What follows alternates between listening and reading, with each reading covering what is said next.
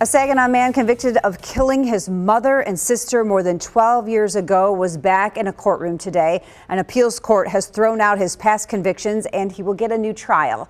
Stephon Roby acted as his own attorney more than a decade ago. And Terry, that was the case today as well.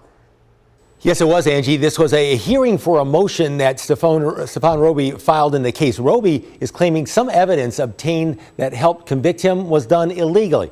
After the hearing, Roby agreed to use an attorney going forward. 11 years ago, Stephon Roby was convicted by a jury of shooting and killing his mother, Lee King, and his 11-year-old sister, Charlia, back in March of 2013 at their home on Hess in Saginaw. Last year, the Michigan Court of Appeals ruled Roby was deprived of a fair trial. They ruled errors made by former Saginaw County Circuit Court Judge Fred Borchard included allowing references to Roby's prior crimes and found Roby established some evidence another culprit may have been involved. Roby made reference to that in the hearing. Prove that the investigation stopped once they started to look at me as a suspect and didn't continue to look at anybody else.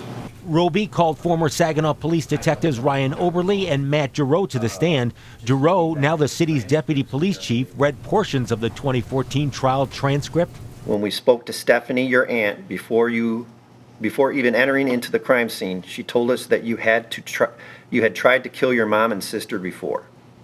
And told Roby this about how he was developed as the lead suspect. We were pretty confident at that point that all of the evidence led to you.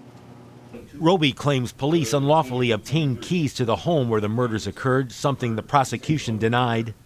There is nothing to suggest that these keys were in some way illegally seized.